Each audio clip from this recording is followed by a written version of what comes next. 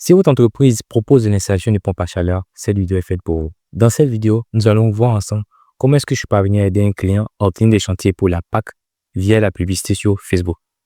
Nous allons voir en détail les erreurs qu'il avait commises afin que je ne puisse pas répéter les mêmes erreurs, ce que j'ai mis en place et ce que ça lui a rapporté réellement en termes de chantier. Pour vous donner un peu de contexte par rapport à l'entreprise, alors c'est une entreprise qui effectue une installation de pompe à chaleur, de panneaux photovoltaïques et de l'isolation. Son acquisition client dépend majoritairement des plateformes de mise en relation et du bouche-oreille.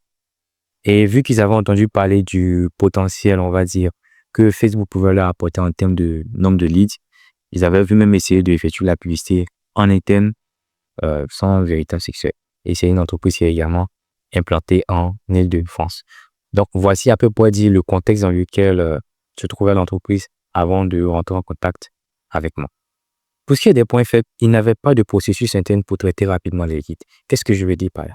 Au fait, il n'avait pas de moyens pour pouvoir entrer en contact avec les leads dans un laps de temps assez court.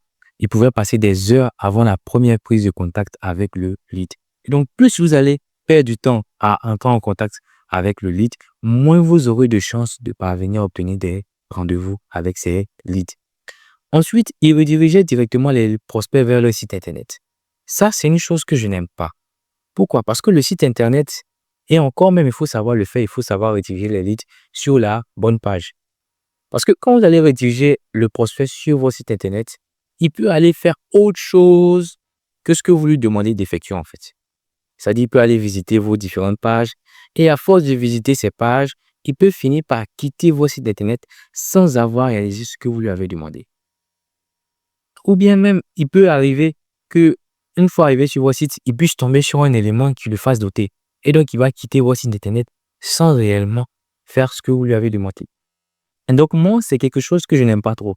Donc, si on doit opter pour un site Internet, je préfère concevoir une landing page hautement dédiée à cela, c'est-à-dire une landing page vraiment pour qui est réellement créée et optimisée pour la conversion. Et là, on est sûr qu'on n'aura pas de problème derrière. Le message publicitaire était flou. Alors, qu'est-ce que je veux dire par là? Ce que vous devez comprendre, c'est que lorsque vous lancez vos publicités sur Facebook, en particulier pour la PAC, vous allez faire affaire à différents types d'avatars clients. Et ces avatars clients sont à des niveaux de conscience qui sont différents les uns des autres.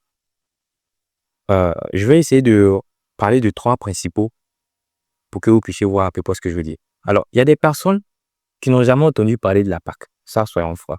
Il y a des personnes qui n'ont jamais entendu parler de la PAC. Ensuite, il y a d'autres qui ont déjà entendu parler de la PAC, même brièvement. Et enfin, on a ceux qui connaissent la PAC et qui savent à quel point c'est très efficace. Du coup, si votre message publicitaire n'est pas adapté, on va dire, au type d'avatar et à son niveau de conscience, c'est sûr et certain que vos conversions derrière ne vont pas suivre. Vous voyez? Donc, ça joue un rôle capital, en fait, dans votre conversion et également dans les leads que vous allez obtenir.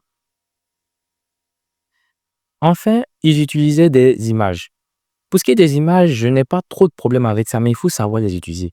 Moi, j'ai des clients avec lesquels on utilise des images comme publicité, mais on obtient de très bons résultats, en fait. Les publicités avec les images sont très bien, mais il faut savoir, comme je dis, très bien les utiliser. Sinon, vous n'allez pas pouvoir obtenir de très bons résultats derrière.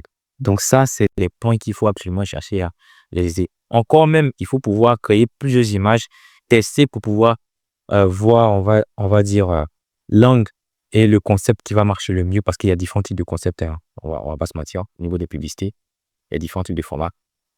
Et donc, sincèrement, si vous n'avez pas testé différentes variantes, vous pouvez finir par vous dire qu'en fait, la publicité ne marche pas. Alors qu'au fond, c'est peut-être ce que vous avez inclus dans votre image ou bien la langue que vous avez utilisée dans votre image qui au final n'était pas bon. Au niveau des points forts, ils avaient des témoignages de leurs clients.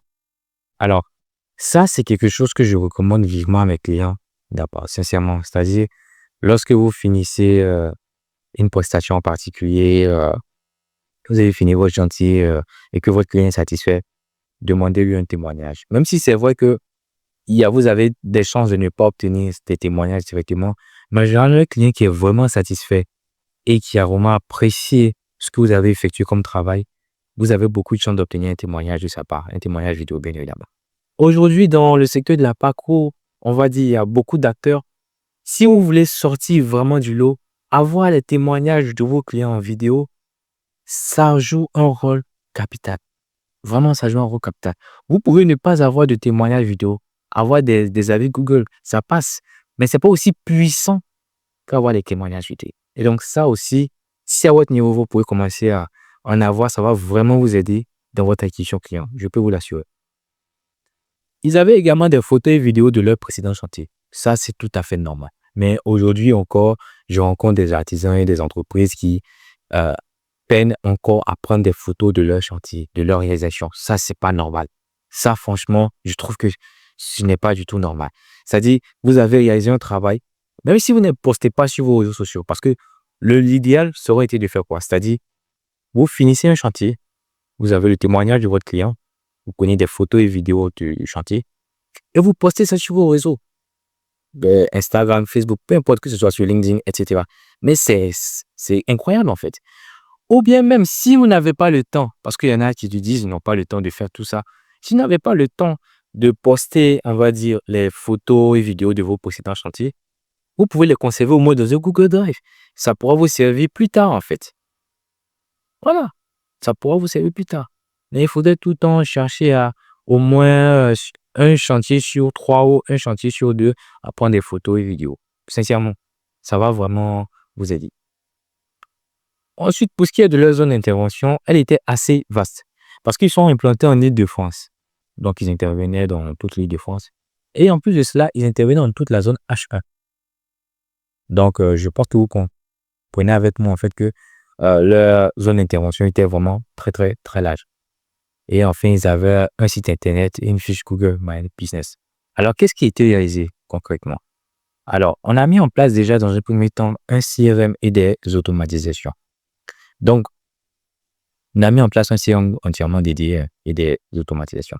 Donc, pour ce qui est du CRM, c'était un CRM dans lequel on pourrait voir ensemble, c'est-à-dire les leads qui entraient, à quel niveau est-ce qu'ils se situaient, tout ça pour avoir une certaine transparence vis-à-vis des leads et du niveau de conversion. Là, s'il y a des optimisations effectuées, on effectue des optimisations derrière. Pour ce qui est des automatisations, comme je vous l'avais dit, on a mis en place différents types d'automatisation. C'est-à-dire que lorsque le prospect entre, lorsqu'on obtient automatiquement le lead, il reçoit automatiquement une certaine séquence d'automatisation. Lorsque le prospect finit par prendre rendez-vous avec l'entreprise, bien évidemment, elle reçoit également une séquence d'automatisation. Lorsque le devis est envoyé, elle reçoit en plus de ça aussi des séquences d'automatisation. Donc, en gros, si vous voulez, on suivait le lead à chaque étape du processus de conversion. C'est-à-dire qu'on restait avec lui, en fait. On restait avec lui pour ne pas le perdre, en fait. On restait avec lui tout au long du processus pour s'assurer que le lead derrière puisse être converti, être rassuré. Au niveau du message publicitaire, on l'a carrément revu, comme je vous l'ai expliqué auparavant, parce que c'était un peu trop flou dans leur communication. Et donc, on a essayé de s'adresser principalement à ceux qui connaissaient la PAC, connaissaient déjà son efficacité. Et maintenant, c'est à ces publicités-là, à ces personnes, on va dire, qu'on a commencé à montrer nos publicités. Et donc, tout part, en fait, de votre message publicitaire. Tout part de votre message publicitaire. Ça joue vraiment un rôle capital. Et il y a aussi votre offre aussi qui va jouer. Ensuite, au niveau des publicités, on a éventuellement diversifié nos différents types de publicités. On avait maintenant des images et des vidéos. Et on s'est servi aussi des témoignages qui étaient présents, c'est-à-dire des témoignages vidéo pour effectuer des montages. Ce qui a, on va dire, au niveau des conversions, on va dire, les vidéos sont celles qui nous ont rapporté le plus de conversions, puisqu'on avait là les témoignages à l'intérieur, tout ça avec les extraits des chantiers, tout ça, comme je vous ai déjà expliqué. Donc, on avait effectué un montage, ce qui était vraiment très, très, très bien, ce qui nous a rapporté le plus de conversions. Les images aussi nous ont rapporté des conversions, donc je ne vais pas mentir, on a eu des conversions aussi via les images, vu que c'est quelque chose qu'on sait effectivement faire. Pour ce qui est des prospects, au lieu de rediriger les prospects vers le site internet, comme ils avaient l'habitude de l'effectuer, nous avons redirigé les prospects vers le formulaire de Meta. Aujourd'hui, le formulaire de Meta dispose de nombreuses fonctionnalités qui font qu'aujourd'hui, on peut parvenir à obtenir des leads de très bonne qualité à des coûts relativement intéressants. Tout ceci sans avoir à forcément créer une landing page ou une page externe à cela. Et en plus de cela, ce qu'il faut savoir, c'est que Meta apprécie vraiment lorsque on obtient les leads via sa plateforme. Parce que lui, son objectif, c'est de maintenir les utilisateurs sur sa plateforme le plus longtemps possible. Donc, opter pour le formulaire de Meta, pour moi, c'est un must, surtout quand on démarre. Alors, pour ce qui est du formulaire qu'on avait conçu, on avait mis en place des questions de préqualification des prospects. Parce que je pense que vous n'êtes pas sans savoir qu'aujourd'hui, pour bénéficier des aides de l'État, il faut remplir un certain nombre de critères. Et donc, on a dû mettre en place, on ne m'a pas dit qu'on a posé toutes les questions, je tiens à préciser, on a posé seulement des questions qui pouvaient nous permettre d'éliminer d'ores et déjà les prospects qui ne rentraient pas dans certaines cases. Voilà. Après, voilà, donc éliminer les leads, ce qui nous a permis de n'obtenir que des leads qui correspondaient, on va dire, à ces critères. Et ça a eu un impact direct aussi sur notre coût par lead que je vais vous présenter tout de suite. Alors, là, je suis sur mon gestion de publicité. Et comme vous pouvez le constater avec moi, on a eu 115 prospects avec un coût par lead de 25,98 €. Je vais y actualiser la page pour vous montrer que ce sont des vrais chiffres.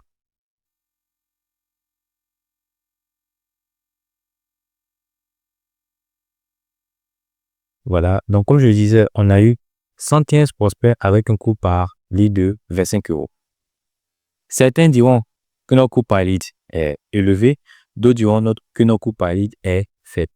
Au fait, ce qu'il faut savoir, c'est que le coût par lead en lui-même ne vous dit rien sur la rentabilité réelle de votre campagne. La métrique la plus importante à maîtriser, c'est le coût par acquisition client. C'est-à-dire combien est-ce que vous dépensez pour obtenir un client. Parce que si aujourd'hui, vous obtenez 700 leads à, je ne sais pas, 2 € le lead, et que dans ces 700 leads, vous ne parvenez à signer seulement que 14. Vous voyez que le temps et les efforts que vous demandez à vos équipes de pouvoir contacter ces prospects, c'est considérable, c'est vraiment énorme en fait.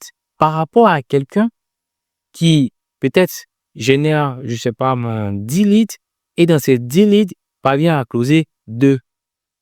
Ça, c'est bien meilleur que de générer 700 et obtenir. Et donc, vous comprenez tout de suite que le coût par lead dans lui-même, ce n'est pas lui forcément qu'il faut chercher à optimiser. C'est le coût par acquisition client. Après, ça dépend. Si vous démarrez votre activité, que vous ne connaissez pas encore votre avatar client, c'est sûr et certain que vous allez chercher à opter pour du volume pour ensuite chercher à affiner. Mais lorsque vous arrivez à la phase où vous et vos équipes êtes occupés, je pense que opter pour du volume peut ne pas être forcément la meilleure des solutions. Au niveau des statistiques, nous avons les statistiques suivantes. Donc, nombre de leads, comme on l'a vu ensemble, 115. Le nombre de leads qui a été transformé en rendez-vous, on avait 80. Ça, c'est tout ce qui a été mis en place pour nous a permis d'obtenir un taux de prise de rendez-vous qui était apprécié élevé, soit un taux de prise de rendez-vous de 69,56. Ensuite, le nombre de prospects qui étaient convertis en chantier, on en a eu 21. Soit un taux de conversion des leads qui est de 26,25%, ce qui au fond n'est pas mal du tout. Franchement, c'est pas mal du tout en fait. Et ici, le coût par acquisition client est de 142 €. Comme je vous avais expliqué, le coût par acquisition client, c'est ce que l'entreprise dépense pour obtenir un client. Donc, vous voyez ici que connaissant les paniers moyens pour la PAC, vous voyez directement avec que l'entreprise était très, très, très rentable avec cette campagne publicitaire. Et vu que c'était qu'un début, il y aura des optimisations qui seront effectuées derrière c'est sûr qu'on aura de meilleures statistiques par la suite. Alors, c'était tout pour cette vidéo. J'espère sincèrement que vous l'avez apprécié. Si vous souhaitez également qu'on collabore ensemble pour vous aider à obtenir des résultats pareils, voire obtenir de bien meilleurs résultats, vous allez trouver un lien en description pour prendre directement rendez-vous avec moi. Merci de m'avoir suivi jusqu'à présent. On se dit à très bientôt. Ciao.